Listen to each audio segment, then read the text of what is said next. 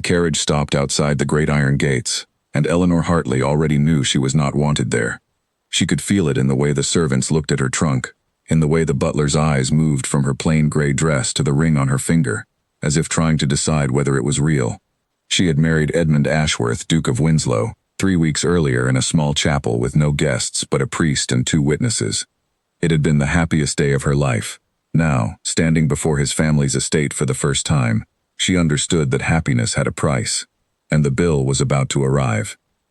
Edmund squeezed her hand as they walked up the stone steps. He was tall, composed, a man used to command, but even he seemed to straighten his shoulders the way a soldier does before battle.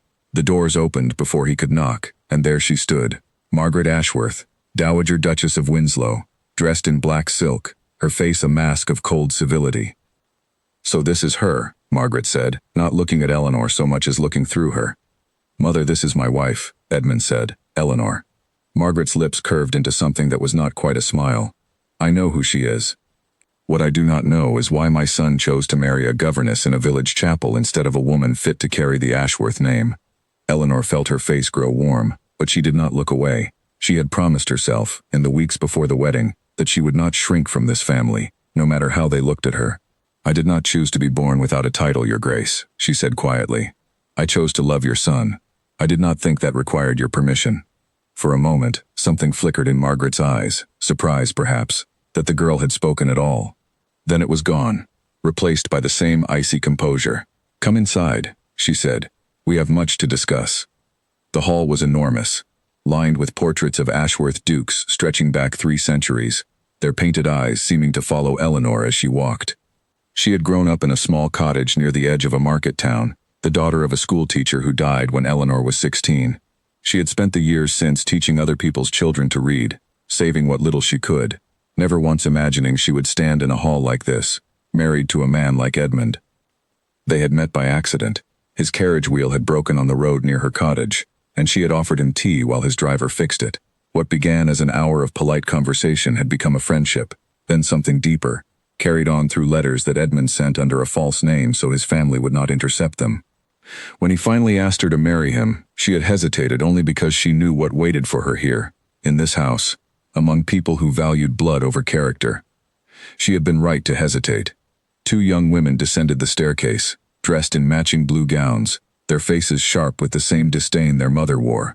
These were Edmund's sisters, Charlotte and Louisa, and neither bothered to hide her displeasure.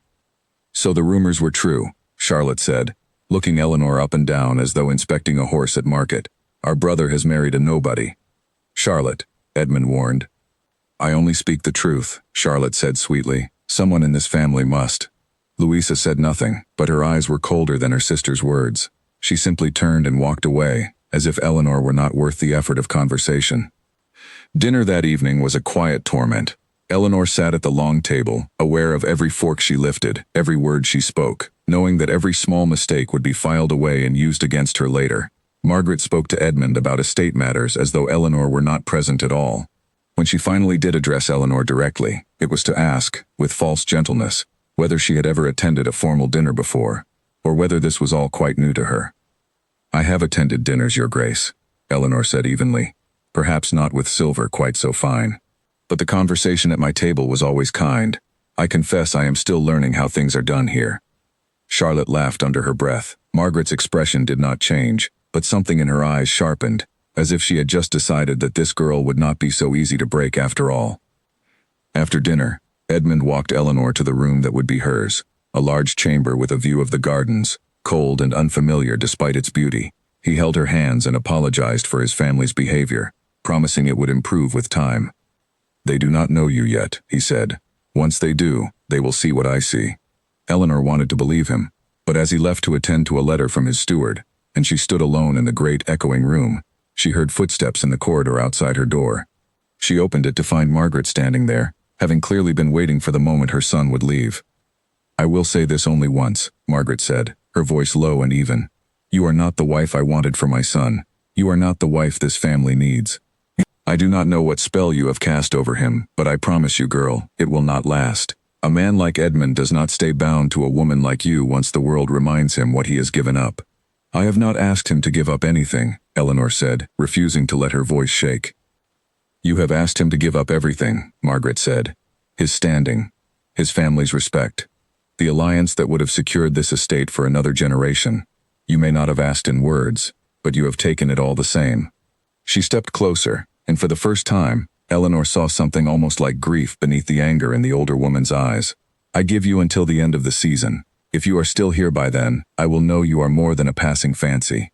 Until then, do not expect warmth from this house. You have not earned it.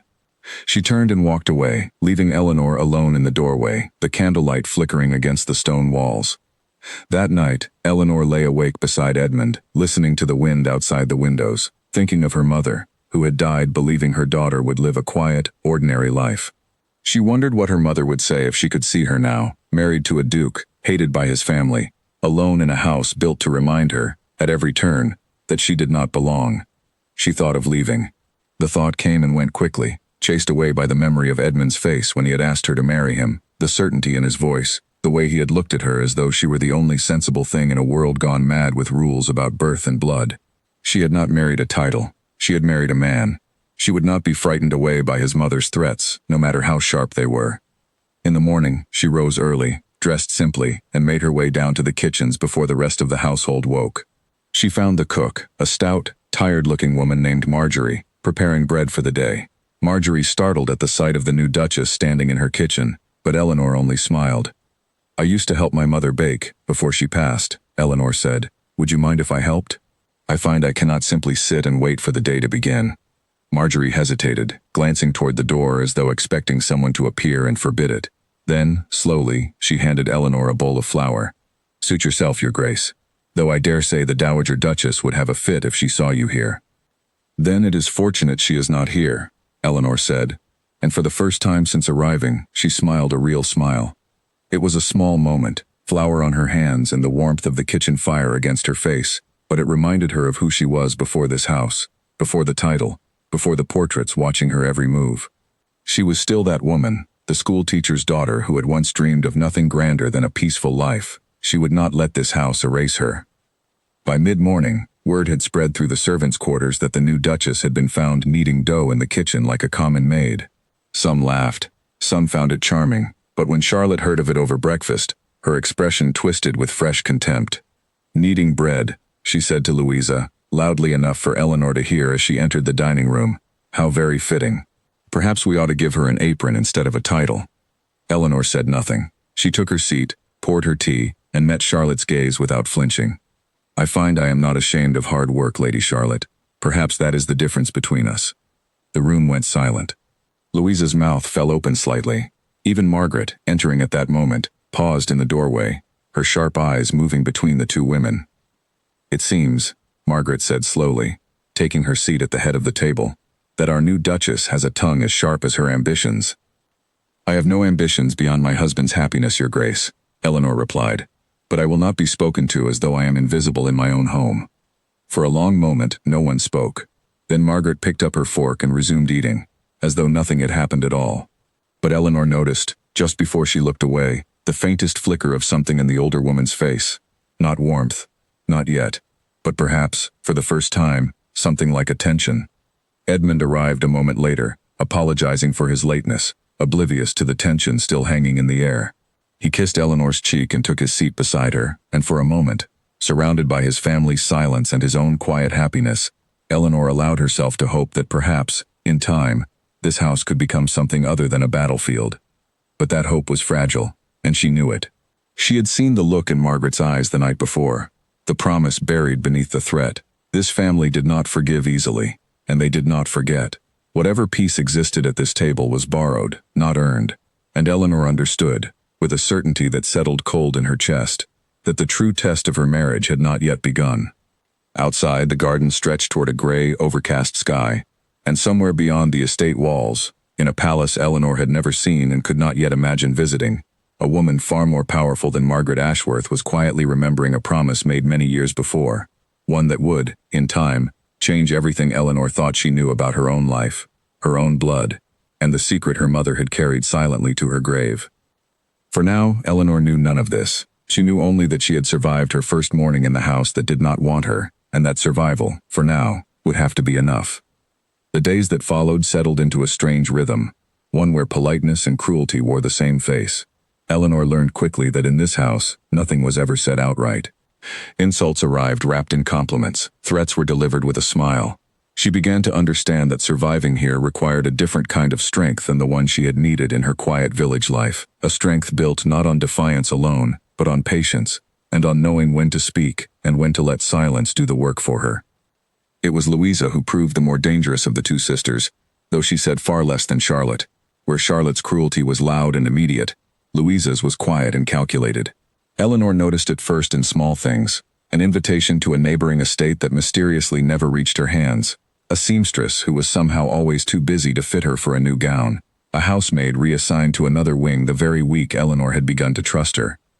None of it could be traced directly to Louisa, but Eleanor felt her hand behind every one of these small erasures, as though the household itself were being rearranged to make her disappear. Edmund noticed none of it. He was consumed by matters of the estate, by letters from tenants and disputes over land boundaries, by the endless work of a man who had inherited responsibility long before he was ready for it. Eleanor did not blame him. She understood that his world had always run on a different clock than hers, filled with obligations she was only beginning to learn. But there were nights when she wished, more than anything, that he would simply notice the weight she carried alone within these walls. It was Lady Beatrice, Edmund's great-aunt, who first extended something like true kindness. Beatrice was well past 70, sharp-eyed and sharper-tongued, a woman who had outlived 2 husbands and, by her own account, most of her patience for nonsense. She lived in a smaller wing of the estate, rarely joining the family for meals, and Eleanor might never have crossed paths with her at all if not for a chance meeting in the library one rainy afternoon.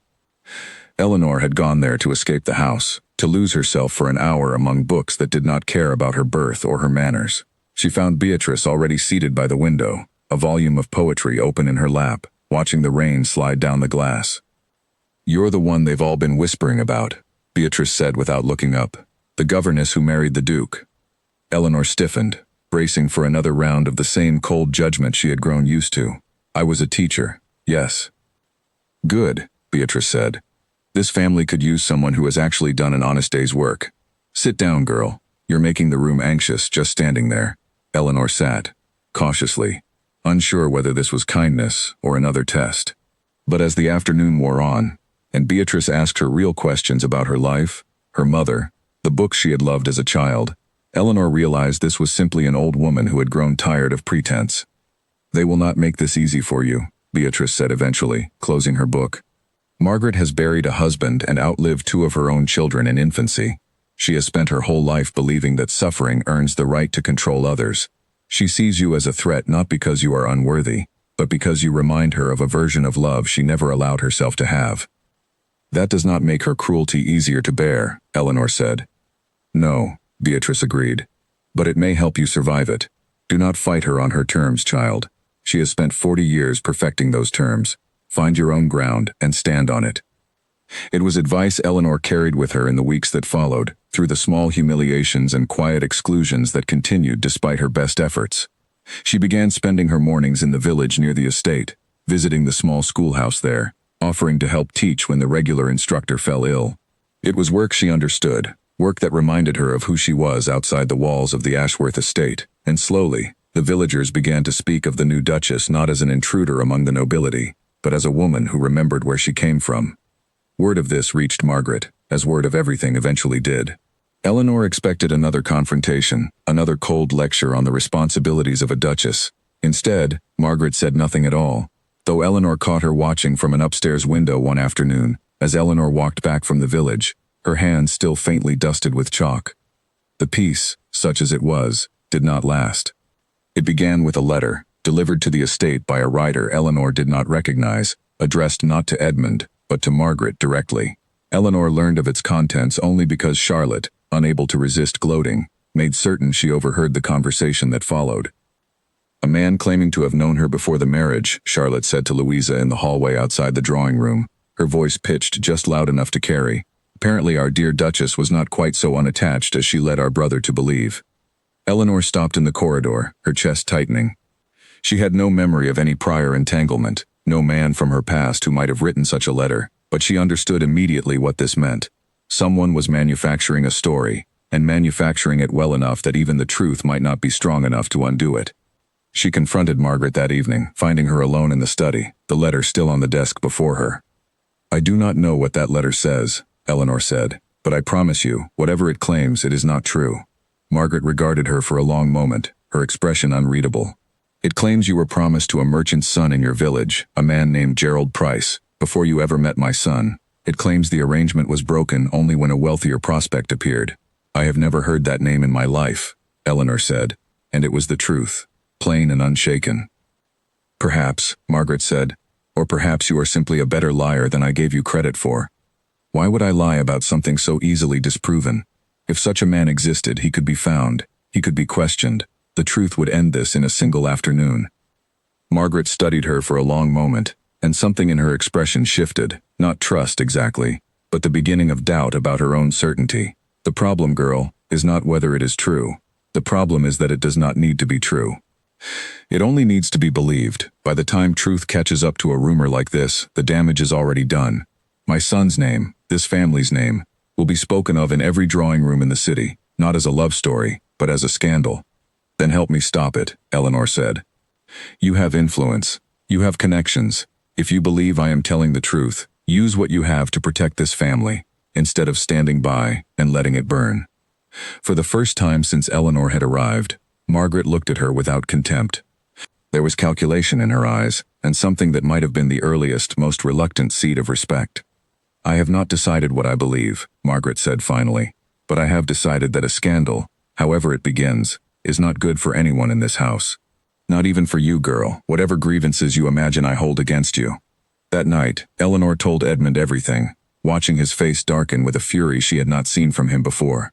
He wanted to ride out immediately, to find whoever had started the rumor and demand an accounting.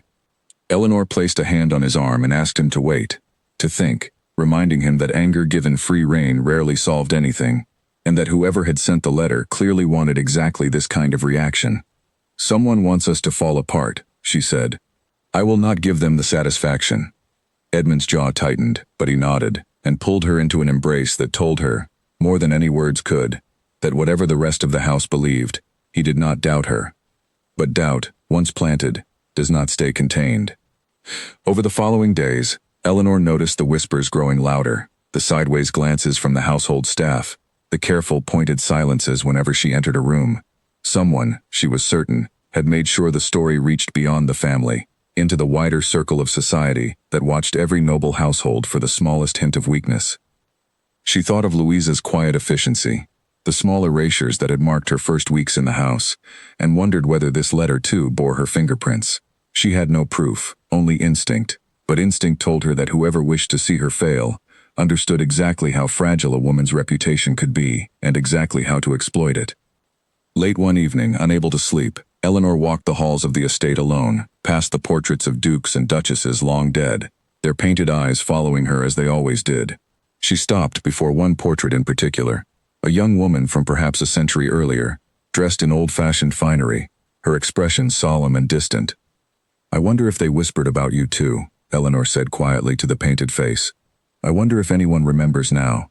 She did not know, standing there in the candlelit corridor, that her own mother's face had once looked strikingly similar to that portrait, a resemblance that would matter more than she could possibly imagine, in ways that would not become clear for many months. She did not know that the rumor now threatening to unravel her marriage was only the first thread of a much larger tapestry, one that stretched back decades, into rooms far grander than this one, into secrets kept even from the woman who was, at this very moment, its unknowing center. For now, she knew only that the letter existed, that the rumor was spreading, and that whoever had set it in motion was not finished yet. She returned to her room before dawn, lay beside her sleeping husband, and stared at the ceiling until the first gray light crept through the curtains, wondering what the coming days would bring, and whether she had the strength left to face them. The morning brought no relief. Eleanor came down to breakfast to find the table unusually quiet, Charlotte and Louisa exchanging glances that told her the rumor had grown overnight, spreading from servant to servant, from letter to letter, the way fire spreads through dry grass. Margaret said little, but Eleanor noticed she had summoned the estate's steward before dawn, and the two of them had been closeted in the study for over an hour. Eleanor decided she would not wait passively for the story to consume her. She asked Edmund to help her trace the name in the letter, This Gerald Price who claimed a connection to her that had never existed. If he was real, she reasoned, he could be found and questioned. If he was invented, that too would tell them something about who had crafted this lie, and why. It took 3 days of careful inquiry, letters sent to the village where Eleanor had grown up, questions asked of old neighbors and the vicar who had known her family for years.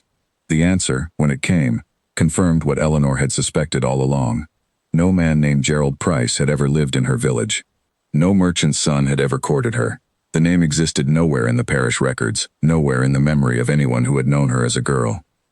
"It is fabricated," Edmund said, relief and anger warring in his voice as he read the vicar's reply aloud. "Entirely invented." "Which means someone close to this family created it," Eleanor said quietly. "Someone who knew enough about scandal to make it believable, and little enough about my life to invent a name that could never be traced."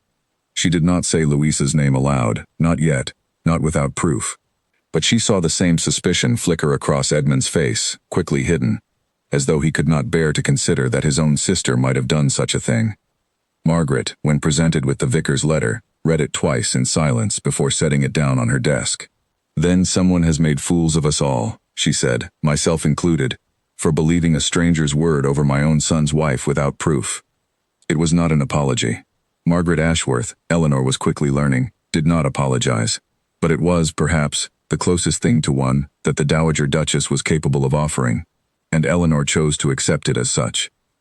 The rumor did not vanish simply because it was proven false. Rumors rarely do, but its power weakened, and the whispers in the drawing rooms of the city began to shift, some now wondering aloud who had gone to such trouble to invent a scandal, and why. Eleanor understood, with a clarity that unsettled her, that whoever had written that letter was still out there, still watching, and would not be satisfied with a single failed attempt. She began to pay closer attention to the small details of daily life within the estate, the comings and goings of messengers, the letters that arrived and departed without explanation. She said nothing of her suspicions to anyone but Edmund, not wanting to accuse a member of his family without proof, but she watched, and she waited, certain that whoever had begun this campaign against her would eventually make a mistake. That night, as she prepared for bed, she found a single folded note tucked beneath her pillow, unsigned, the handwriting careful and deliberate. It contained only a few words, but they were enough to send a chill through her. "This was only the beginning," it read. "You do not belong here, and soon, everyone will know it." She showed the note to no one but Edmund, who read it with a face gone pale with fury. Whoever was working against her had grown bold enough to enter her private chamber, bold enough to threaten her directly. The house that had once felt merely cold now felt dangerous, and Eleanor understood that the battle for her place in this family had only just begun. The note beneath her pillow changed everything. Eleanor no longer moved through the halls of the estate with cautious hope that things might improve. She moved instead with the wary alertness of a woman who understood, finally, that someone within these walls wished to see her destroyed, and was willing to act in secret to make it happen. Edmund wanted to confront his sisters directly, to demand answers, to search their rooms if necessary. Eleanor stopped him again, though it cost her something to do it. She understood, in a way he perhaps could not, that open conflict would only give their enemy exactly what she wanted: a fractured family, a husband turned against his own blood, chaos that could be blamed, later, on Eleanor herself. "We need proof," she told him, "not accusations. If we move against Charlotte or Louisa without certainty, and we are wrong, we hand them exactly the grievance they need to turn the rest of society against us. We wait, we watch, and when the moment comes, we make certain there is no doubt left for anyone to argue against." It was Beatrice, once again, who proved the most useful ally in this quiet campaign. The old woman had lived in this house for decades, had watched generations of Ashworth scheme and maneuver against one another, and she possessed a memory for detail that rivaled any steward's ledger. "Louisa has always been the dangerous one," Beatrice told Eleanor one afternoon, as they sat together in the library, the rain once again streaking the windows. "Charlotte wears her cruelty on her sleeve. You always know where you stand with her. Louisa is different. She has spent her whole life being told she is the plain one, the quiet one, standing in the shadow of a sister everyone finds more charming. She has learned to get what she wants through means no one suspects." "What could she want from ruining me?" Eleanor asked. "I have taken nothing from her." "You have taken her brother's attention," Beatrice said simply. "For years, Edmund was the one person in this family who treated Louisa with genuine kindness, who did not compare her endlessly to her sister. Since your marriage, his attention has turned elsewhere. She may not even understand her own resentment as clearly as I have described it to you, but resentment does not require understanding to do damage. Eleanor turned this over in her mind for days afterward, watching Louisa with new eyes, noticing the careful blankness of her expression whenever Edmund spoke of his wife, the way she left rooms quietly whenever Eleanor and Edmund shared an easy, affectionate moment. It was not proof, but it was a pattern, and patterns, Eleanor was learning, mattered more in this house than outright confessions ever would. The opportunity to gather real evidence came sooner than she expected. A grand ball was announced, hosted by a neighboring family of considerable standing, and Margaret insisted the entire household attend, understanding that a public appearance, handled correctly, could do much to repair the damage the false rumor had caused. Eleanor dressed carefully that evening, choosing a gown Beatrice had helped her select, simple but elegant, nothing that invited mockery, nothing that shrank from attention either. The ball itself was a battlefield of its own kind, filled with curious eyes and half-whispered conversations that stopped abruptly whenever Eleanor drew near. She held her composure through it all, greeting strangers with polite warmth, deflecting pointed questions about her origins with practiced grace, refusing to give anyone the satisfaction of watching her falter. It was during a quiet moment, stepping out onto a balcony for air away from the crowded ballroom, that she overheard a conversation that changed everything. Two voices drifted from the garden below, carried up on the night air. Eleanor recognized one immediately as Louisa's. The other belonged to a man she did not know, his tone low and conspiratorial. The letter did its work for a time, the man was saying, but the family found the truth too quickly. If you want the story to hold, you will need something harder to disprove than an invented suitor. I told you the suitor would only be the beginning, Louisa's voice replied, cold and precise. There are other ways to unmake a marriage. A woman's reputation is a fragile thing. It does not need to survive scrutiny forever. It only needs to fail once, publicly, where enough people are watching. Eleanor stood frozen against the stone balustrade, her heart pounding, every word settling into her memory like a stone dropped into still water. She had her proof now, not written, not easily produced before a room of skeptical relatives, but heard with her own ears, spoken in Louisa's own voice. She returned to the ballroom in a daze, finding Edmund near the refreshment table, and pulled him aside with a quiet urgency that immediately sobered his expression. I heard her, Eleanor whispered. Louisa. She is working with someone, a man I did not recognize, planning something worse than the letter. She said a woman's reputation only needs to fail once. Edmund's face went through several emotions in rapid succession, disbelief, anger, and finally, a grim, resolved calm that Eleanor had not seen from him before. We will not confront her tonight, he said. Not here, not like this, but this ends soon. I promise you that. They left the ball earlier than planned, citing a headache on Eleanor's part, and rode back to the estate in tense silence, each lost in their own calculations of what came next. Eleanor spent the following days watching Louisa even more closely, cataloging every visitor to the estate, every letter that arrived by unfamiliar hand, searching for the identity of the man from the garden. It was Beatrice, again, who provided the crucial piece. She recognized the description Eleanor gave her, a tall man with a scar above his left eyebrow, expensively dressed but with the manner of someone playing at wealth rather than possessing it. That sounds like a man named Frederick Vane, Beatrice said, her expression darkening. A minor gentleman with considerable debts and a talent for making himself useful to people who need discretion. If Louisa has hired him, she has hired someone with experience in exactly this kind of quiet destruction. Armed with a name, Edmund made discreet inquiries of his own, using contacts in the city who owed him favors from years of careful, patient goodwill. Within a week, he had confirmation. Frederick Vane had indeed been seen in the company of Louisa Ashworth on several occasions over the past 2 months, always in places unlikely to attract attention, always in conversations that ended abruptly whenever a servant approached. The evidence, while not yet enough to present to Margaret with full certainty, was mounting steadily, and Eleanor felt, for the first time since the letter had arrived, that the balance of the conflict was beginning to shift in her favor. She was no longer merely reacting to attacks she did not understand. She was building, piece by careful piece, a case that even Margaret Ashworth would not be able to dismiss. But Louisa, it seemed, sensed the tide turning as well. The following week brought a new development, more dangerous than anything before it. A rumor began circulating, not about Eleanor's supposed prior engagement, but about her conduct during a supposed visit to the village school, a rumor suggesting improper behavior with one of the local men. a rumor crafted with just enough plausible detail to be difficult to dismiss outright. This time, the rumor did not stay confined to whispers among the servants. It reached the ears of a gossip columnist, known throughout the city for printing precisely the kind of scandal that ruined reputations overnight, and within days, Eleanor's name appeared in print, tied to insinuations that made her stomach turn with a mixture of fury and fear. Margaret summoned Eleanor and Edmund to the study the moment the column reached the estate, her face tight with an anger that, for once, was not directed at Eleanor. "This has gone far enough," Margaret said, slamming the paper down onto her desk. "Whoever is behind this has moved from private cruelty to public destruction, and that I will not tolerate, whatever my personal feelings about this marriage may have been." "We know who is behind it," Edmund said quietly, and for the first time, he told his mother everything: the overheard conversation at the ball, the connection to Frederick Vane, the pattern of small cruelties Eleanor had endured since her very first day in this house. Margaret listened in silence, her face growing paler with each detail, until finally, she sat down heavily in her chair, looking suddenly older than Eleanor had ever seen her. "Louisa," she said, so quietly it was almost a whisper, "my own daughter." The room fell into a heavy silence, broken only by the ticking of the clock on the mantel.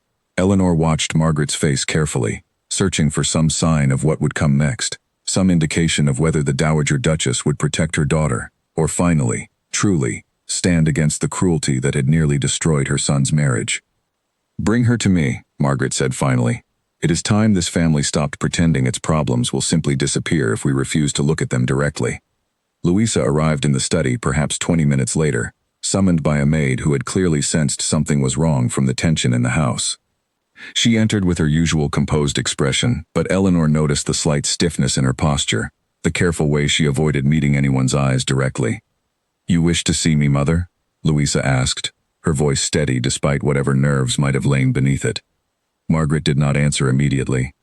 Instead, she gestured toward the newspaper still lying open on the desk, the offending column visible in bold print. "Read it," she said. Louisa's eyes flicked over the page, and for just a moment something crossed her face, too quick for most observers to catch, but Eleanor saw it clearly. It was not surprise. It was the brief, unmistakable satisfaction of someone watching a plan unfold successfully. "A shame," Louisa said, setting the paper down with practiced indifference. "Though I suppose one must expect scrutiny, marrying so far beneath one's station." "Enough," Margaret said, her voice sharper than Eleanor had ever heard it. "Your brother has told me everything, Louisa. The letter about the invented suitor, the conversation overheard at the Grayson ball, the man named Frederick Vane, who has been seen in your company on more occasions than can be explained by coincidence." The color drained slowly from Louisa's face, but she did not immediately deny it. Instead, she looked toward Edmund, then toward Eleanor, her expression shifting from careful composure into something rawer, more honest, than Eleanor had ever seen from her. "You want to know why?" Louisa said finally, her voice trembling now with an emotion she had clearly suppressed for a very long time. "For years, I watched everyone in this family look past me. Charlotte was the beauty, Edmund was the heir, the one who mattered, the one whose future required protecting at any cost. I was simply the daughter no one quite knew what to do with. And then, for a brief time, Edmund noticed me. He asked my opinion. He included me in his plans. And the moment she arrived," Louisa gestured sharply toward Eleanor, "all of that attention disappeared again, redirected toward a woman who did nothing to earn this family's name beyond falling in love with the right man." "That is not a reason to destroy her," Edmund said, his voice low and furious. "Whatever grievance you carried against me, against this family, she did nothing to deserve what you have done to her." "Didn't she?" Louisa shot back. "She walked into this house and expected it to simply accept her, expected all of us to forget everything this family has built, generations of careful alliances and careful reputation, because she happened to charm you during a broken carriage wheel. I did what I believed necessary to protect this family's standing." "You nearly destroyed it instead," Margaret said quietly. "A public scandal tied to this house, printed in every gossip column in the city, does far more damage to the Ashworth name than any marriage you disapproved of ever could." Louisa said nothing, but her hands trembled slightly at her sides, the first true crack in the composed mask she had worn since entering the room. Eleanor, watching this unfold, felt an unexpected wave of something close to pity beneath her lingering anger. She understood, in a way she had not before, the loneliness that had driven Louisa to such extremes, even as she could not forgive the cruelty of the methods chosen. "I do not want revenge," Eleanor said quietly, drawing every eye in the room toward her. "I only want it to stop. The letters, the rumors, the whispers designed to make me disappear from this family before I have even had the chance to become part of it. If that is something you can promise, Louisa, then perhaps we need not discuss this further." Louisa looked at her with something like disbelief, as though she had expected fury, demands for punishment, anything but the quiet offer of peace Eleanor had just extended. "Why would you offer me mercy?" Louisa asked. "After everything I have done?" "Because cruelty answered with cruelty only breeds more of the same," Eleanor said. "I have seen enough of that in this house already. I would rather try something different."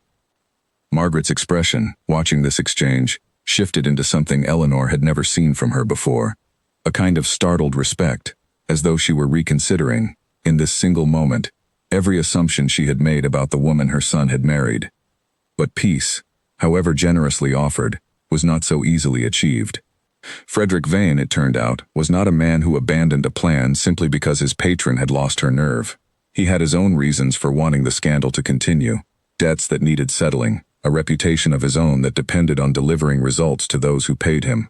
And as the family gathered in that study, believing the worst danger had passed, Frederick Vane was already setting the next stage of his scheme into motion, one that would draw Eleanor far beyond the walls of the Ashworth estate, into rooms she had never imagined she would enter, before a woman whose power exceeded even that of the formidable Dowager Duchess herself. That same night, while the household still buzzed quietly with the aftermath of Louisa's confession, a rider arrived at a modest inn on the edge of the city, carrying a message for Frederick Vane. He read it by candlelight in a cramped room above the tavern, his scarred brow furrowing as he considered its contents. The message came from someone he had not expected to hear from again, a contact within the royal household itself, someone who had learned, through channels Vane did not fully understand, that a certain young duchess had recently become the subject of considerable gossip in the city.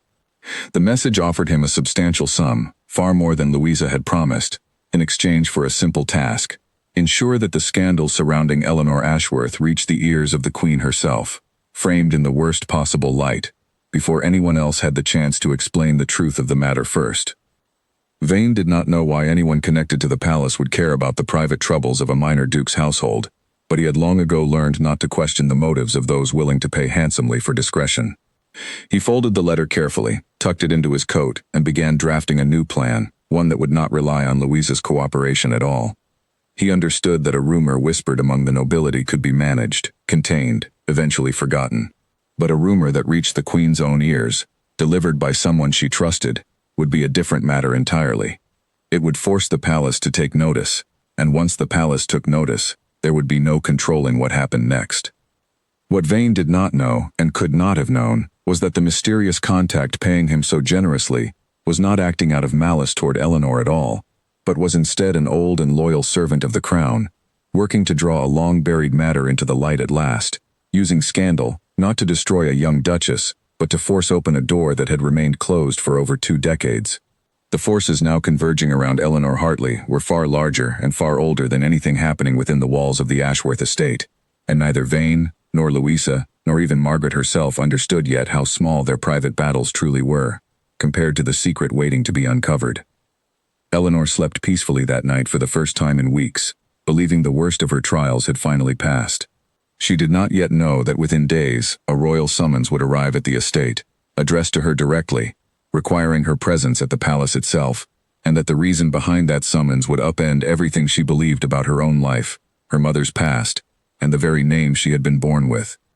The royal summons arrived on a gray Tuesday morning, carried by a palace messenger whose formal livery caused every servant in the house to stop and stare as he made his way up the front steps. Eleanor was in the garden with Beatrice when word reached her, and she felt the blood drain from her face the moment she heard the words "royal summons" spoken aloud. "They know," she said, her voice barely above a whisper, "about the rumors, about the scandal in the papers. They mean to punish this family publicly, and I am to be the example." Beatrice's expression, unusually, offered no immediate reassurance. "Perhaps," she said slowly. "Or perhaps not. The palace does not typically involve itself directly in the private scandals of every noble household in the city. There would be no reason for the Queen to take personal interest in a matter like this, unless something more is at play than either of us yet understands." Edmund read the letter himself, his brow furrowed in confusion rather than fear. "It requests your presence alone," he said, looking up at Eleanor with an expression she could not quite read. "Not mine. Not my mother's. Yours specifically. By name. At the palace, 3 days from now." The beacon went off at 07:43 station time. The household spent the following days in a state of quiet anxiety, no one quite certain what to expect. Margaret, surprisingly, offered what comfort she could, helping Eleanor prepare for the audience with a thoroughness that suggested genuine concern rather than mere obligation. She arranged for a proper gown to be made, insisted on lessons in court etiquette that Eleanor had never needed before, and spoke, more than once, of the importance of composure, regardless of what awaited her at the palace. "Whatever they intend," Margaret said, the evening before Eleanor's departure, "you will not go into that room looking like a woman who expects to be condemned. You will go in looking like a duchess, because that is precisely what you are, whatever anyone in that palace believes about your birth."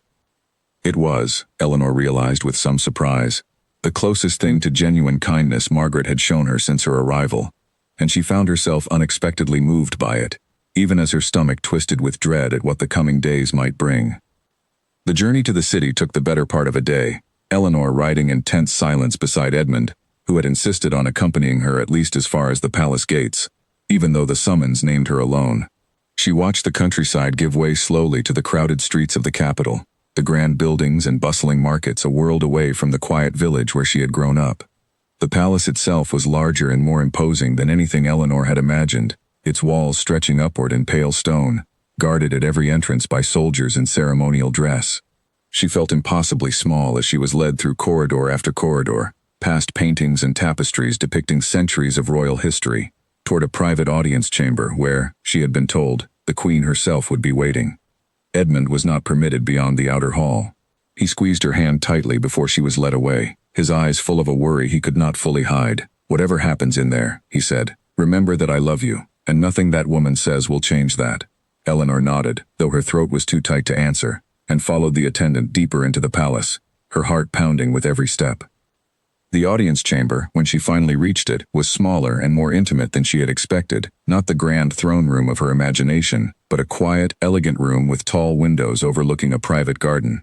Queen Adelaide sat near the window, dressed simply for a woman of her station, her silver hair catching the afternoon light, her expression unreadable as Eleanor entered and sank into a deep, careful curtsy. "Rise," the Queen said, her voice gentler than Eleanor had anticipated. "There is no need for such formality between us, child. Not once you understand why I have called you here." Eleanor rose slowly, uncertain how to respond, bracing herself for whatever accusation or judgment was about to follow. Instead, the Queen gestured toward a chair near her own, inviting Eleanor to sit, an intimacy that felt almost dizzying given the vast difference in their stations. "You must be frightened," the Queen said, studying Eleanor's face with an intensity that made her feel suddenly transparent, as though the older woman were searching for something specific, something she had been looking for a very long time. "I imagine word of the recent scandal has reached you, and you assume I have summoned you here to add my own judgment to that of society." "I confess, Your Majesty, that was my fear," Eleanor admitted, her voice steadier than she expected. "Understandable," the Queen said. "But you have nothing to fear from me, Eleanor Hartley. Quite the opposite, in fact.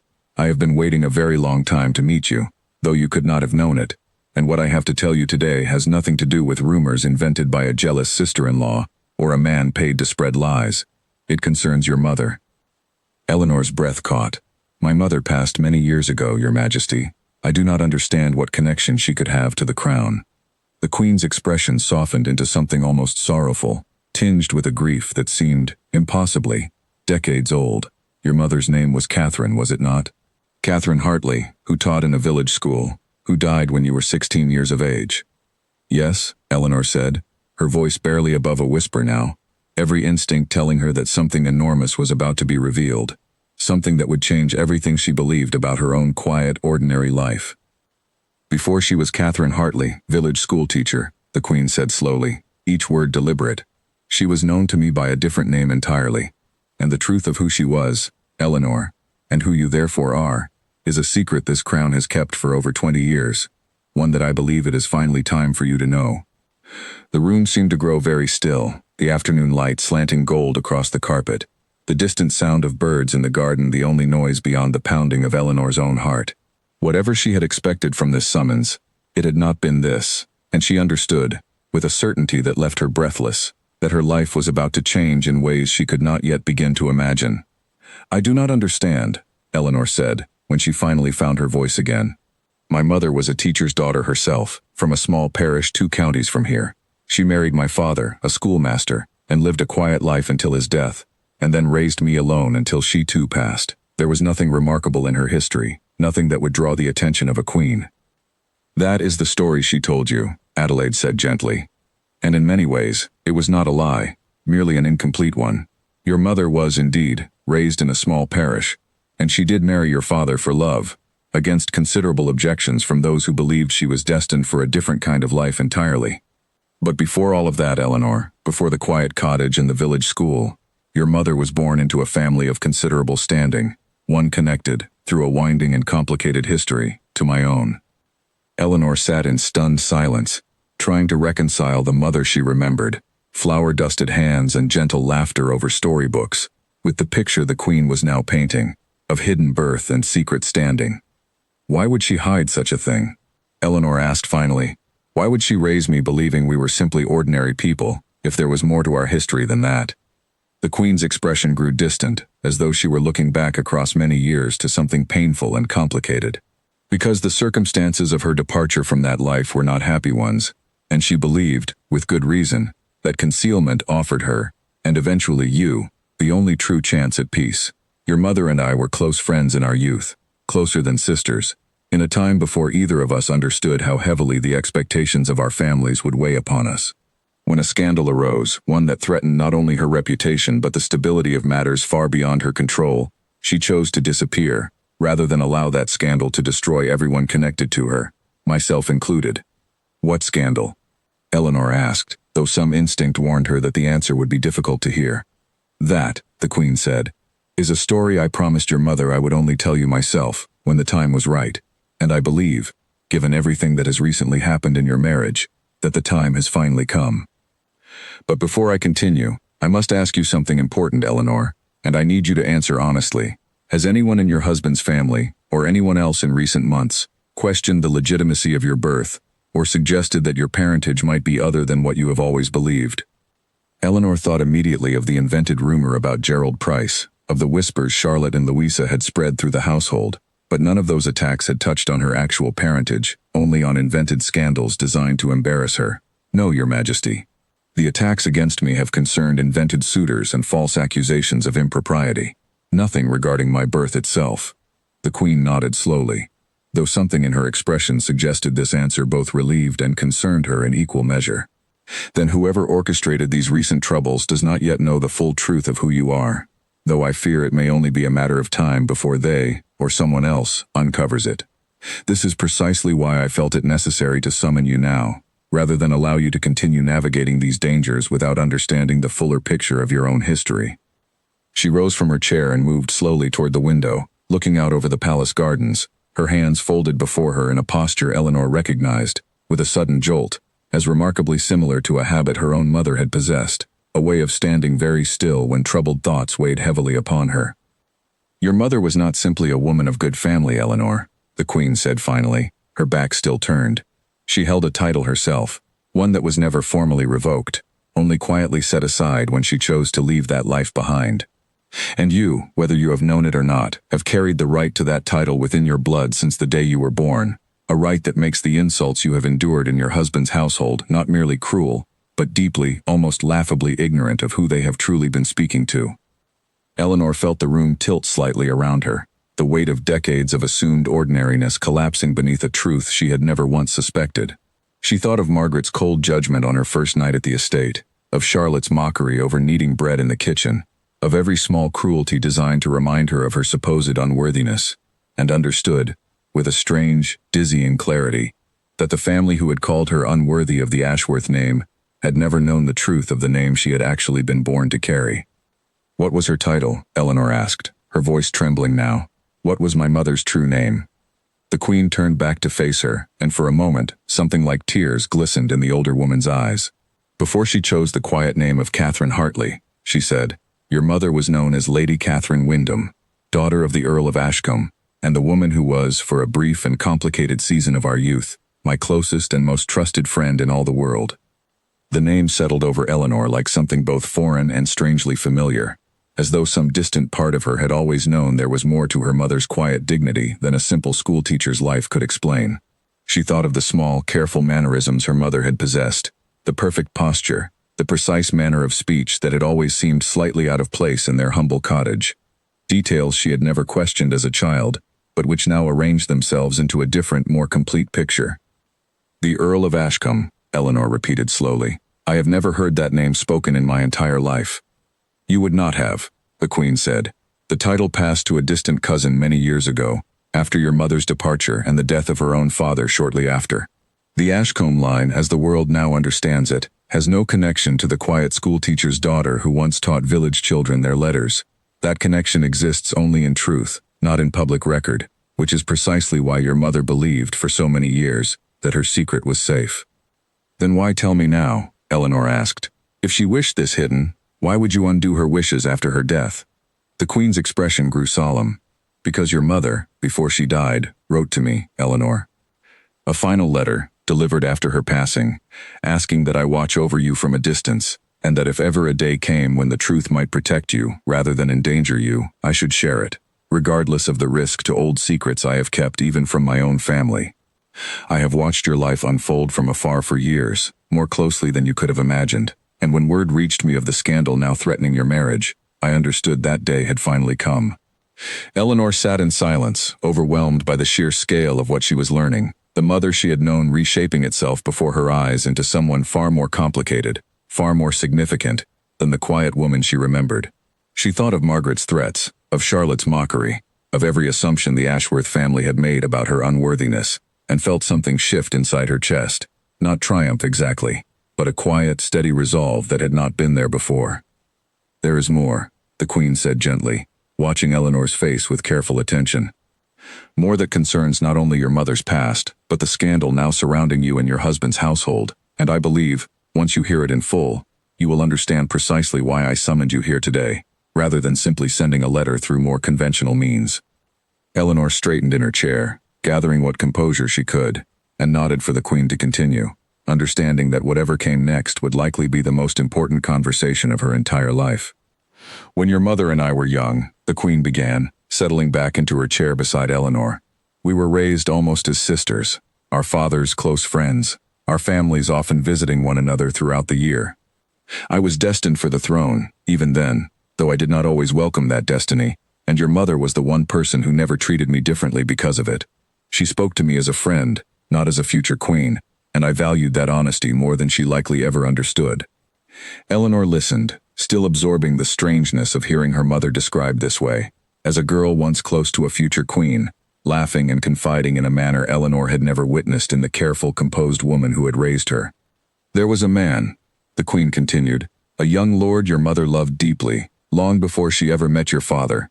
His name was Lord Harrington, heir to a considerable estate, and their families had all but arranged a marriage between them, an arrangement your mother initially welcomed, believing herself genuinely in love with him.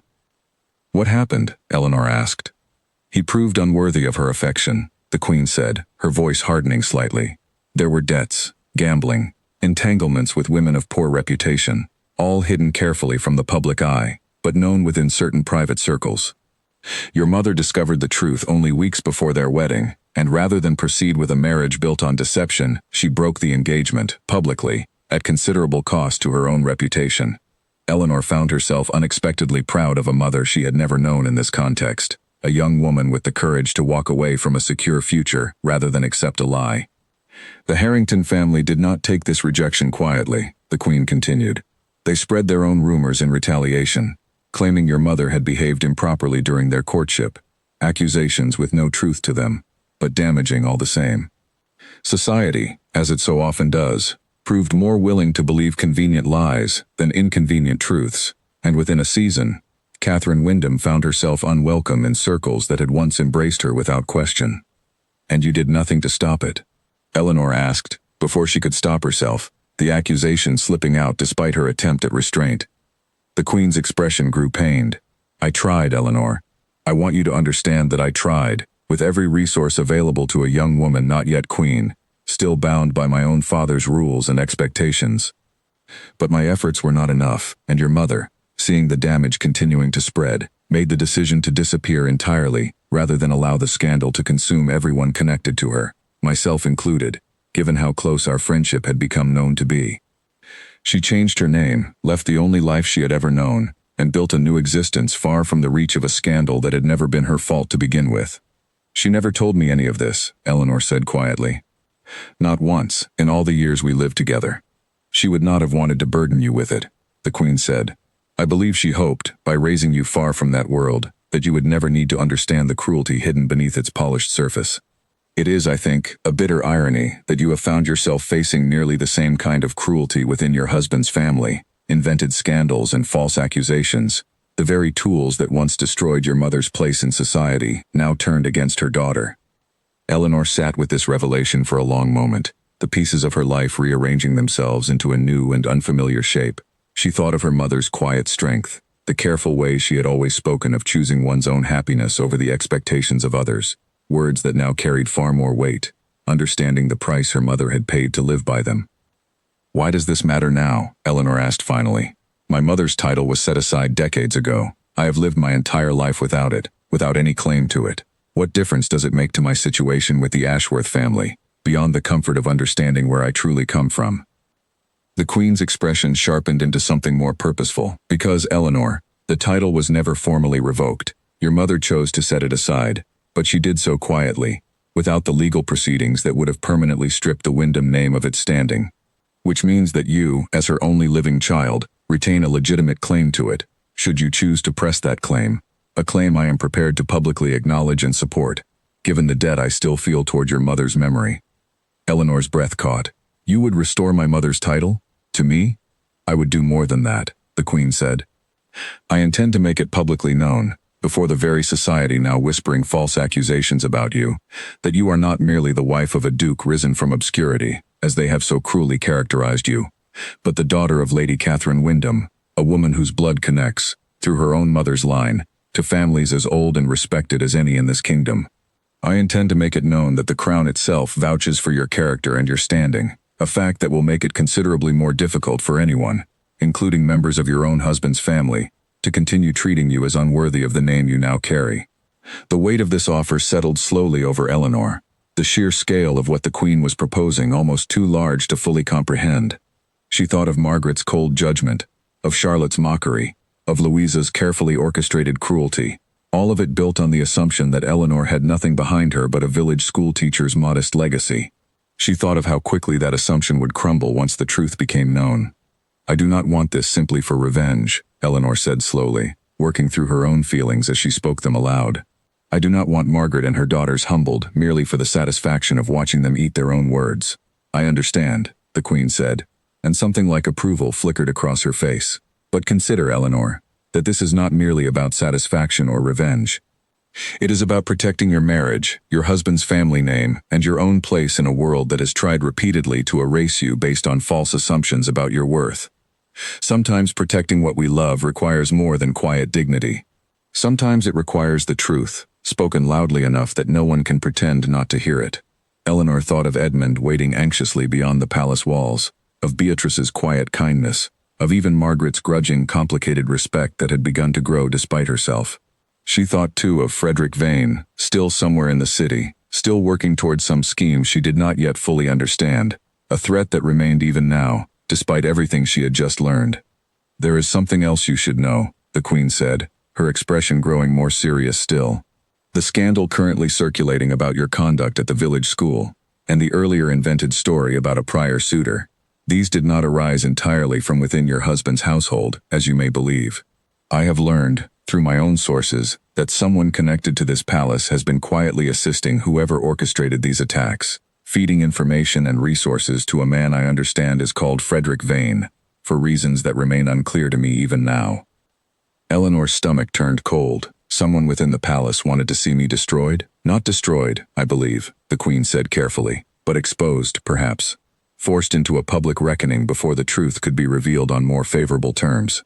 I suspect, though I cannot yet prove it, that whoever has been assisting Vane hoped the resulting scandal would force this very conversation, would force me to intervene publicly and reveal the truth of your parentage before I was fully prepared to do so, for reasons of their own that I have not yet uncovered. Who would want that? Eleanor asked. Who would benefit from forcing your hand in such a way? The Queen's expression grew troubled, distant, as though considering possibilities she did not yet wish to speak aloud. That, Eleanor, is a question I intend to answer very soon, and I suspect the answer will surprise us both. For now, I believe it is time we brought your husband into this conversation and began preparing for what will happen once the truth of your mother's identity becomes known beyond the walls of this palace. Edmund was summoned into the audience chamber a short while later, his relief at seeing Eleanor unharmed quickly giving way to astonishment as the Queen repeated, in careful detail, everything she had just revealed. He listened in silence, his hand finding Eleanor's and holding it tightly throughout the telling, his expression shifting from disbelief to something like fierce, protective pride, as the picture of his wife's true heritage became clear. Then my mother has spent months insulting a woman with a stronger claim to nobility than half the families she entertains at dinner, he said, when the Queen finished speaking, a dry, incredulous note entering his voice despite the gravity of the moment. It would seem so, the Queen said, the faintest trace of amusement crossing her otherwise solemn expression, though I suspect the coming weeks will require rather more delicacy than simple satisfaction at that irony. There remains the matter of announcing this properly, in a manner that protects Eleanor rather than merely creating a new spectacle for society to devour. How do you propose we proceed? Edmund asked. The Queen considered this for a long moment before answering. I intend to host a formal gathering within the fortnight, ostensibly a routine palace function, but one to which I will personally invite your family, along with the most influential voices in society, the very people currently spreading and believing the rumors against your wife. At that gathering, I will make the truth known myself, directly, in a manner that leaves no room for doubt or continued whispering. And Frederick Vane? Eleanor asked. The man behind these attacks? If someone within the palace has been assisting him, will they not simply try again, before your gathering takes place? I intend to have that matter investigated immediately, the Queen said, her voice hardening into something more commanding, a glimpse of the formidable ruler beneath the gentle friend of Eleanor's mother.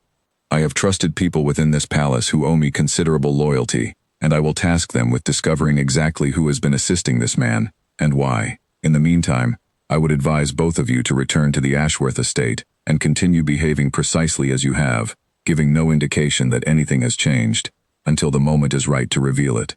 The journey back to the estate passed in a blur for Eleanor, her mind still reeling from everything she had learned.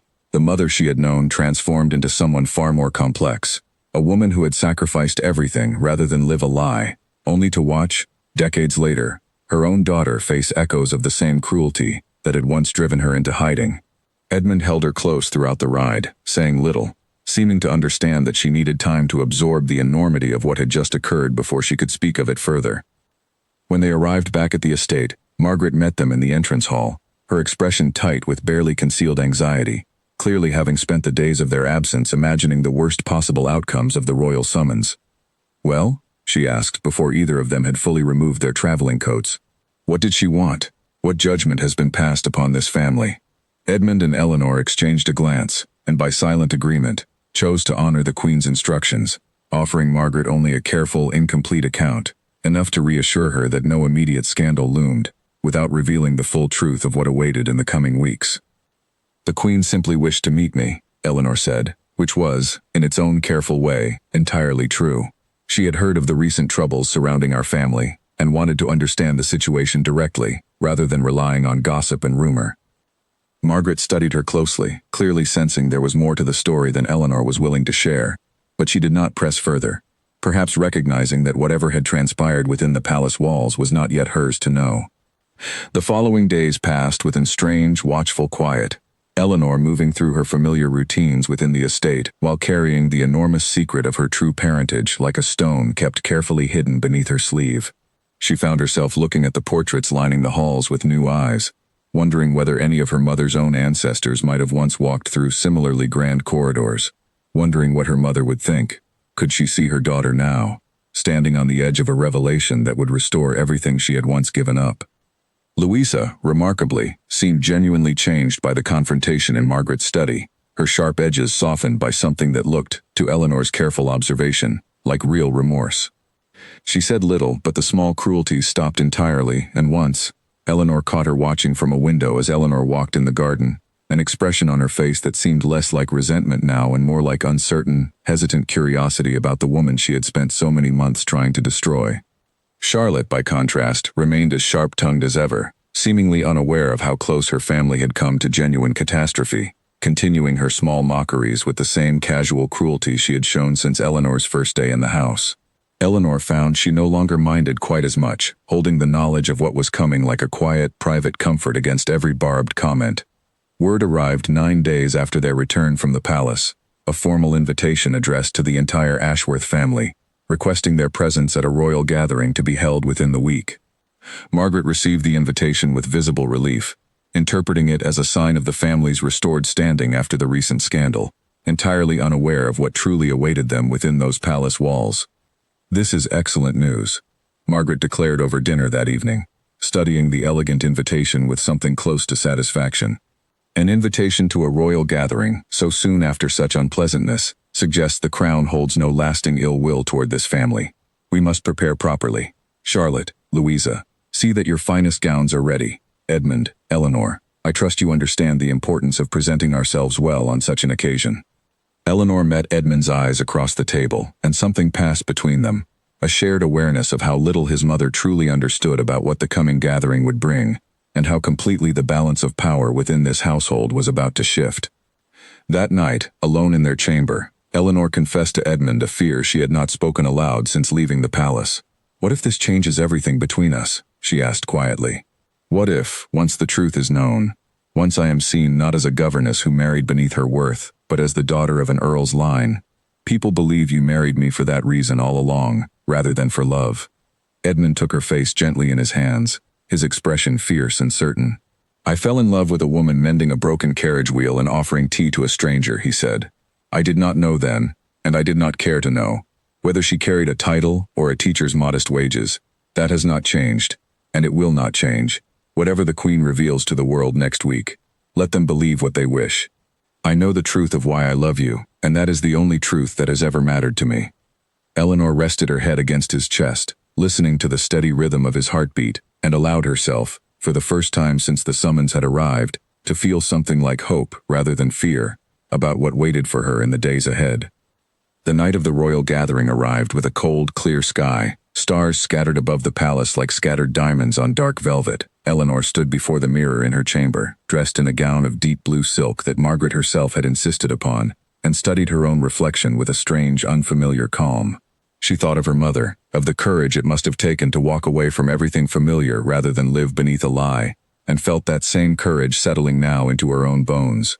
The Ashworth family arrived at the palace together, Margaret resplendent in black and silver, Charlotte and Louisa in matching gowns of pale green, Edmund handsome and composed at Eleanor's side. The grand ballroom glittered with candlelight and the assembled finery of the city's most influential families, the very same people who had, only weeks before, whispered cruel speculation about Eleanor's supposed impropriety. Eleanor felt the weight of curious eyes upon her as they entered, the same sideways glances and half-hidden murmurs she had endured since her marriage first became public knowledge. She held her chin level and her shoulders steady, remembering Margaret's own advice from months before, to walk into any room as though she belonged there, because she did. The evening proceeded much as any grand palace function might, with music and conversation, and careful, practiced pleasantries exchanged between families who had spent generations perfecting the art of polite cruelty. Eleanor endured it with the same composure she had cultivated since her first cold reception at the Ashworth estate, and if Margaret noticed her daughter-in-law's unusual serenity given the circumstances, she said nothing of it. It was near the middle of the evening when the music finally stopped, and a herald's voice called the assembled guests to attention, announcing the arrival of Queen Adelaide herself into the center of the ballroom. The crowd parted respectfully, forming a wide circle around the Queen as she moved to a raised platform at the room's far end, her expression composed and regal, betraying nothing of the personal significance this moment held for the young woman, standing anxiously near its edge. "Friends," the Queen began, her voice carrying easily across the hushed room, "I have called you together tonight not merely for celebration, though I hope you will find much to celebrate before the evening ends, but to correct a matter of some importance, one that touches upon the honor of a family long connected to this crown, and a young woman who has, in recent months, endured considerable and undeserved cruelty at the hands of careless gossip. Eleanor felt every eye in the room shift toward her, felt Margaret stiffen beside her, felt Edmund's hand find hers and hold it firmly, a silent promise of support regardless of what came next. Some months ago, the Queen continued, rumors began circulating regarding the character and origins of Eleanor Ashworth, Duchess of Winslow, suggesting she was unworthy of the name she now carries, a woman of no significant standing, who had somehow deceived a noble family into accepting her as their own. I stand before you tonight to correct that falsehood, and to reveal a truth that I believe many of you will find considerably more compelling than the invented scandals that have occupied your drawing room conversations these past weeks. A murmur rippled through the assembled crowd, curiosity and confusion mingling in equal measure. Margaret's face had gone pale, her eyes fixed on the Queen with an expression Eleanor could not quite read, somewhere between dread and dawning realization. "Eleanor Ashworth," the Queen said, her voice ringing clear and certain through the silent ballroom, "is the daughter of Lady Catherine Wyndham, once of the Ashcombe line, a woman I knew personally in our youth, and whose friendship I valued above nearly every other relationship of my early years. Catherine Wyndham chose, decades ago, to set aside her title and disappear from society, rather than allow a manufactured scandal, not unlike the one recently directed at her daughter, to destroy her happiness, and the happiness of those she loved. That choice was hers alone to make, and I honored it in silence for many years. But silence, I have come to believe, has done a disservice to her memory, and to her daughter, who has spent months enduring cruelty rooted entirely in ignorance of her true heritage." The ballroom erupted into a low, astonished murmur, dozens of conversations breaking out simultaneously as the assembled guests processed this revelation. Eleanor stood very still at the center of it all, aware of every eye upon her, feeling something loosen in her chest that had been tight and coiled since the very first night Margaret had threatened her in the doorway of the Ashworth estate. "I therefore formally recognize," the Queen continued, once the murmurs had quieted enough for her voice to carry again, "Eleanor Ashworth's claim to the Wyndham line, and extend to her, and through her to the Ashworth family she has married into, the full support and recognition of the Crown. Let it be known, from this evening forward, that any question of her worthiness to carry the Ashworth name, or any noble name whatsoever, has been settled definitively, and permanently, by my own word." The room broke into polite, if stunned, applause, the assembled nobility recalibrating their opinions with the swift, practiced ease of people accustomed to shifting allegiances whenever the wind of royal favor changed direction. Eleanor felt Edmund's arm slide around her waist, felt the warmth of his pride radiating beside her, and turned to find Margaret watching her with an expression that had transformed, in the span of a few short minutes, from dread into something approaching genuine, humbled respect. "I owe you an apology," Margaret said quietly, once the immediate commotion had settled and the orchestra had resumed its music, the ballroom returning to something like its earlier rhythm, though the undercurrent of gossip now ran in an entirely different direction. "A profound one, I think, for the manner in which I received you into this family, and for every cruel word I have spoken since." "You believed you were protecting your son," Eleanor said, surprising herself with how easily forgiveness came, now that the weight of months of judgment had finally lifted. "I cannot fault a mother for that, even when her methods caused me pain." "Still," Margaret said, "I judged you unworthy of a name that, it turns out, you honor more thoroughly than most who are born to it. That was my failing, not yours, and I will spend considerable effort in the coming months making amends for it." Later that evening, as the gathering began to wind toward its natural close, the Queen found a private moment to speak with Eleanor alone, drawing her aside into a quiet alcove away from the crowd's attention. "There is one matter I have not yet resolved," the Queen said, her expression growing serious once more.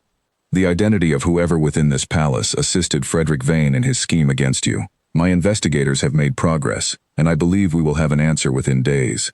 Whatever their motive, I intend to see that person held accountable, and I will inform you personally once the truth is known." Eleanor thanked her, though she found, standing in that quiet alcove with the sounds of celebration drifting in from the ballroom beyond, that she no longer carried the same fear she once had regarding threats to her standing. Whatever schemes remained in motion, whatever enemies still lurked unseen, she understood now, with a certainty that felt unshakable, exactly who she was, and exactly what she was worth, regardless of what any title or rumor might claim otherwise. The carriage ride back to the Ashworth estate that night passed in comfortable silence, Edmund's arm around her shoulders, the stars bright and clear above the darkened countryside. Charlotte and Louisa rode in the carriage behind them, and Eleanor wondered, with something like curiosity rather than lingering resentment, what conversations might be passing between the two sisters now, in the aftermath of such a dramatic reversal in their household's dynamics. Margaret broke the silence only once during the journey, turning to Eleanor with an expression Eleanor had never before seen on the older woman's face, something soft and almost hesitant. "Your mother," she said quietly. "She must have been a remarkable woman, to have earned such loyalty from a queen, and to have raised a daughter with such quiet strength despite everything she chose to hide." "She was," Eleanor said simply, feeling tears prick unexpectedly at her eyes, grief and pride tangled together in a way she had not experienced since her mother's passing. "I only wish she could have seen this. I wish she could have known that hiding was never truly necessary, that the world was ready, eventually, to accept the truth of who she was." "Perhaps," Margaret said gently, "she knew it would take time, and trusted that when the moment came, her daughter would be strong enough to carry it forward. From what I have witnessed these past months, I believe she was right to trust exactly that." In the weeks that followed, the Ashworth estate transformed in ways Eleanor could scarcely have imagined on that first cold evening when she had stood uncertain at its grand entrance. The servants who had once hesitated to answer her summons now moved with genuine respect and warmth. Invitations that had once mysteriously failed to arrive began appearing regularly, from families eager to court the favor of a duchess the crown itself had publicly honored. Even Charlotte's sharp tongue softened, gradually, into something closer to grudging acceptance, and Louisa, in a quiet conversation one afternoon in the garden, offered Eleanor an apology so genuine and so raw that Eleanor found herself embracing the sister-in-law who had once tried so hard to destroy her. Frederick Vane, it was later discovered, had fled the city entirely once news of the Queen's public revelation reached him, understanding that whatever scheme he had been paid to execute had collapsed entirely beneath the weight of royal favor now protecting the very woman he had been hired to destroy. The identity of his mysterious contact within the palace remained, for a time, a lingering mystery, though the Queen assured Eleanor, in a private letter delivered some weeks later, that the matter had been resolved quietly and would trouble her no further. Edmund and Eleanor's marriage, tested so severely in those first difficult months, emerged from the ordeal stronger than either of them could have anticipated, forged in a fire neither had chosen, but both had survived together. Eleanor often thought, in quiet moments in the years that followed, of her mother's courage in walking away from a life of false promises, and of her own courage in standing firm against a family determined to see her as unworthy. And she understood, finally, completely, that worth was never something granted by title or blood alone, but something proven, patiently and honestly, through every difficult day survived with dignity intact. The Ashworth name, once wielded against her like a weapon, became instead a home she had earned twice over, once through love, and once through truth. And Eleanor Ashworth, Duchess of Winslow, daughter of Lady Catherine Wyndham, walked through the halls of her husband's estate at last, as precisely what she had always been, whether the world chose to recognize it or not, a woman entirely worthy of the name she carried. Beatrice, who had watched the entire transformation unfold from her quiet corner of the estate, found Eleanor one afternoon in the library, the same room where their friendship had first taken root during that rainy afternoon so many months before. "I told you once that you would need to find your own ground and stand on it," Beatrice said, settling into her familiar chair by the window. "I confess, I did not imagine the ground beneath you would prove quite so solid as it has turned out to be." Eleanor laughed, a genuine, easy sound that had been rare in her first weeks at the estate. "Neither did I. I spent my whole life believing I understood exactly who I was, a teacher's daughter, nothing more, nothing less. Discovering there was an entire hidden history behind that simple story has taken some time to accept." "Does it feel different?" Beatrice asked. "Knowing what you know now, does it change how you see yourself?" Eleanor considered this carefully before answering. "I do not think it changes who I am," she said finally. "I was the same woman kneading bread in the kitchen with Marjorie, the same woman teaching children their letters in the village school, before I knew anything of Lady Catherine Wyndham or the Ashcombe line. What has changed is simply how others choose to see me, and I have learned, these past months, that such perceptions were never truly within my control to begin with. All I could control was how I chose to carry myself, regardless of what anyone believed." "Wise words," Beatrice said approvingly, "for a woman who has endured more in a single year than most endure in a lifetime." Margaret, too, sought Eleanor out in the weeks that followed, their relationship settling into something neither of them could have predicted on that first frosty evening at the estate's entrance.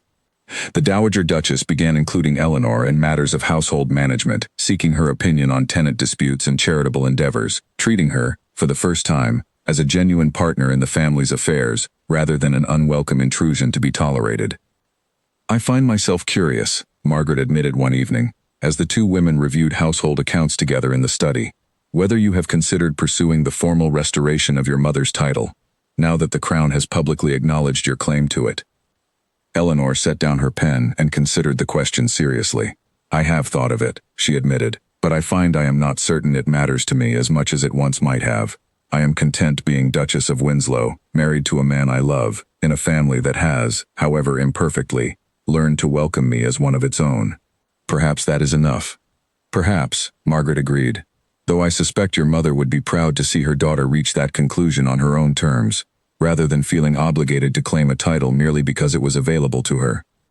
Edmund, watching this quiet transformation in his household with something like wonder, often remarked to Eleanor how strange it was to see his mother and his wife working together with such easy familiarity, given how bitterly opposed Margaret had once been to the very idea of their marriage. "She was never truly opposed to me," Eleanor said one evening, as they walked together through the estate gardens beneath a sky heavy with stars. "She was opposed to the unknown, to a stranger entering her family without the safeguards she believed necessary to protect it. I understand that now, in ways I could not when I first arrived here, frightened and uncertain of my place." "And now?" Edmund asked, drawing her closer against the evening chill. "Now," Eleanor said, "I understand exactly where I belong, and no one, not even the most formidable Dowager Duchess in the kingdom, for convince me otherwise ever again." They walked in comfortable silence for a while longer, past the same gardens where Eleanor had once stood frightened and alone on her very first night in this house, and she found herself grateful, in a way she could not fully articulate, for every difficult moment that had led her to this point, understanding at last that the woman who had arrived at these gates so many months before, uncertain and unwelcome, had grown into someone far stronger, far more certain of her own worth, than she could have imagined becoming. Spring arrived at the Ashworth estate with a warmth that seemed, to Eleanor, entirely fitting for the new chapter of her life now unfolding. The gardens bloomed in colors she had never noticed quite so vividly before, and the household, once cold and watchful, now moved with an energy that felt almost like genuine happiness.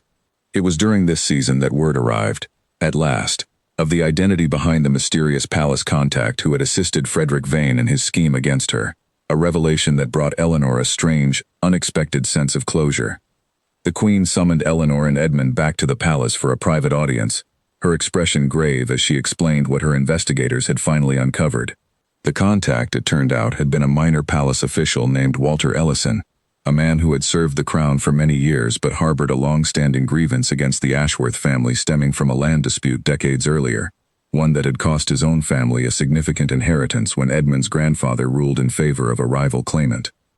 He believed, the Queen explained, that forcing this scandal into the open and forcing my hand in revealing your mother's identity before I was prepared to do so would embarrass the crown and damage the Ashworth family's standing simultaneously, a petty revenge for a grievance held far too long and far too bitterly. He did not anticipate that the revelation would ultimately strengthen your position rather than weaken it. Edmund's jaw tightened at the explanation, old family history colliding unexpectedly with recent cruelty, but Eleanor found herself feeling something closer to weary relief than anger. The threat, whatever its origins, had finally been named, understood, and neutralized, and she found she had little appetite left for further conflict. "What will happen to him?" Eleanor asked. "He has already been dismissed from royal service," the Queen said, "and I have made it clear that any further interference in matters concerning your family will be met with considerably harsher consequences. I do not believe you need concern yourself with him further." They returned to the estate that evening with a sense of true completion, the last lingering thread of danger finally severed, and Eleanor allowed herself, for the first time since her wedding day, to imagine a future entirely free of scandal and suspicion, a future built simply on the quiet, steady work of building a life alongside the man she loved. That future arrived sooner than she expected, in the form of news she and Edmund had hoped for since the earliest days of their marriage. On a bright morning in early summer, Eleanor sat with Margaret in the garden, both women enjoying the warmth of the season, when Eleanor finally found the words to share what she had suspected for several weeks. "I believe," she said carefully, watching Margaret's face for reaction, "that I am carrying a child. Margaret's expression transformed instantly, the careful composure she had maintained for so many months, dissolving into something unguarded and genuinely joyful. "A grandchild," she said, her voice catching slightly. "Eleanor, this is wonderful news. Have you told Edmund?" "Not yet," Eleanor admitted. "I wanted to be certain before I said anything, and I confess, I wanted a moment to simply sit with the knowledge myself first." "Then let us find him together," Margaret said, rising from her seat with an eagerness that would have seemed impossible to Eleanor on that first cold night so many months before. "This is news that deserves to be shared immediately, not held quietly in a garden between the two of us." They found Edmund in his study, reviewing correspondence from his steward, and when Eleanor shared the news, his reaction was everything she could have hoped for. Joy and disbelief and tender wonder, all crossing his face in rapid succession as he crossed the room to gather her into his arms. "A child," he said softly, resting his hand gently against her still flat abdomen. "Our child, Eleanor. After everything this past year has brought us, I find I can hardly believe we have reached such happiness." The months that followed passed in a blur of quiet preparation and growing anticipation, the household transforming once again, this time not in response to scandal or conflict, but in eager preparation for the newest member of the Ashworth family. Charlotte, to everyone's surprise, proved unexpectedly attentive during this period, offering advice on nursery preparations and childhood remedies, with a warmth that suggested her earlier cruelty had, perhaps, been more a product of jealousy and insecurity than genuine malice. Louisa, too, continued her quiet transformation, spending long afternoons with Eleanor discussing names and hopes for the child to come, their earlier animosity replaced by something that had grown, slowly and carefully, into genuine affection. Eleanor gave birth on a cold winter morning, nearly a full year after her uncertain arrival at the Ashworth estate, to a healthy daughter with her father's dark eyes and, everyone agreed, her mother's quiet, determined spirit, already evident in the strength of her first cries. They named her Catherine, after the grandmother she would never meet, a woman whose courage and sacrifice had, in ways none of them could have fully anticipated, shaped the entire course of Eleanor's life, and the family she had ultimately built. The Queen herself sent a personal letter of congratulations upon hearing the news, along with a small, carefully wrapped gift that Eleanor opened with trembling hands, finding within it a delicate locket that had once belonged to her mother, preserved carefully by the crown for over 2 decades, waiting for exactly this moment to be returned to the family it had always belonged to. Eleanor wore that locket every day for the rest of her life, a quiet reminder of the mother she had lost too young, the truth that had once seemed so impossible to imagine, and the long, difficult journey that had led her from a small village cottage to the halls of one of the kingdom's most respected families. Not through the accident of birth alone, but through the quiet, steady courage she had shown at every turn, in every difficult moment, refusing to accept the judgment of those who called her unworthy, until the whole world finally understood what she had known about herself from the very beginning. Margaret, in the years that followed, often told the story of Eleanor's arrival at the estate to anyone who would listen, though the telling changed considerably from the bitter account she might have given in those first difficult months. In her retelling, it became a story not of an unworthy stranger forced upon an unwilling family, but of a remarkable woman whose quiet strength had ultimately transformed an entire household, teaching a proud old family that true worth had never been about the name one was born to, but about the character one chose to build, day after day, regardless of how difficult the circumstances became. Eleanor, listening to these retellings with quiet amusement, never corrected the details, understanding that Margaret's version, however embellished with the wisdom of hindsight, carried within it a genuine truth that mattered more than perfect accuracy. She had arrived at this house a stranger, unwelcome and uncertain, and had left, in every meaning that mattered, exactly where she belonged, a duchess in title, a mother in practice, and a woman who had proven, beyond any doubt, that her name had never needed a title to make it worthy of respect. And so the story of the schoolteacher's daughter who married a duke, and the queen who revealed her greatest secret, became, in time, not merely a scandal remembered in whispered gossip, but a legend told with pride throughout the Ashworth family for generations to come, a reminder that the truest measure of worth had never been found in blood or title, but in the quiet, unyielding strength to remain exactly who one was, even when the entire world insisted otherwise. Years later, when little Catherine had grown old enough to ask questions about the portraits lining the estate halls, Eleanor would take her by the hand and walk her past each painted face, telling stories of dukes and duchesses long past, before finally stopping before a smaller portrait, added more recently than the others, depicting a young woman with gentle eyes and a quiet, knowing smile. "Who is that?" Catherine would ask, every time, though she had heard the answer many times before. "That is your grandmother," Eleanor would say, "a woman who taught me that courage does not always look like standing and fighting. Sometimes it looks like walking away from a lie, even when it costs you everything you thought you wanted. Sometimes it looks like staying and enduring until the truth finally has the chance to be heard."